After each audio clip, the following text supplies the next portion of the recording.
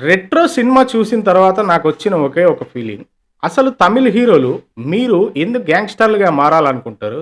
తిరిగి మీరు భార్యల కోసము, గర్ల్ ఫ్రెండ్స్ కోసం మళ్ళీ మారిపోవాలనుకుంటారు.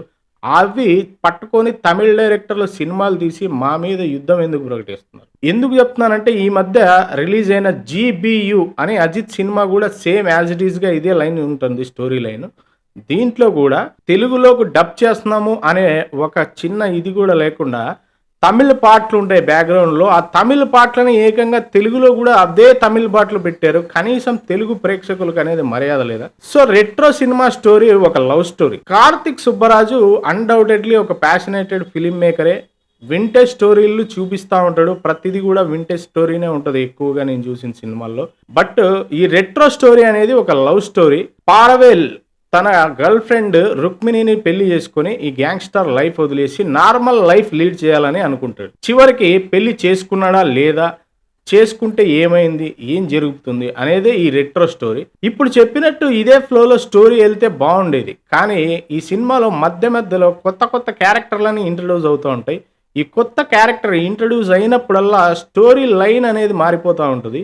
అలా మారి మారి మారి చివరికి లవ్ స్టోరీ కాస్త ఎక్కడ ఒక సర్వైవల్ డ్రామాగా బయటకొస్తది. అంటే కార్తీక్ సుబ్బరాజు ఫిల్మ్ మేకరు మంచి ప్యాషనేటెడ్ అయినంత మాత్రాన నేను ఏది పడితే అది తీసేస్తే చూస్తారు అనుకోవడం కూడా కొంచెం అవివేకం.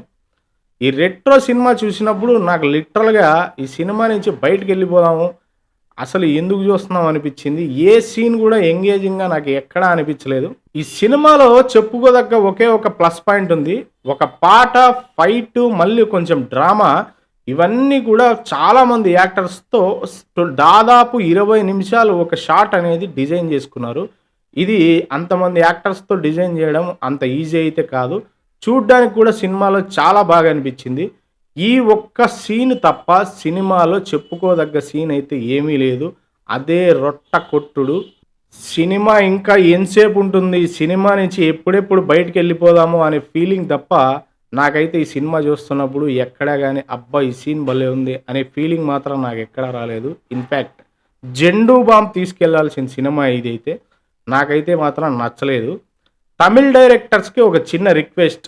మీరు తెలుగులో పేర్లు మార్చకపోయినా పర్లేదు గానీ, కనీసం వెనకాలున్న బోర్డులు మార్చకపోయినా పర్లేదు గానీ, మీరు తెలుగులో సినిమా డబ్ చేస్తున్నప్పుడు కనీసం తెలుగు ప్రేక్షకులకు మర్యాదగా, గౌరవంగా కనీసం ఆ పాటలు, మీరు పెట్టే బీజీఎంలోని పాటలు అవన్నీ గూడా తెలుగులో పెట్టడానికి ట్రై చేయండి సార్. ఎందుకంటే మేము గూడా ఆడియన్స్ కాబట్టి. ప్లీజ్ తెలుగు వాళ్ళకి మర్యాద ఇయ్యండి. మీ తమిళ్‌ని గౌరవించుకోండి. మేము గౌరవిస్తాం. Thank you very much. Retro cinema మీరు గనక చూసున్నట్టయితే కింద కామెంట్‌లో కామెంట్ చేయండి. Thank you very much. By.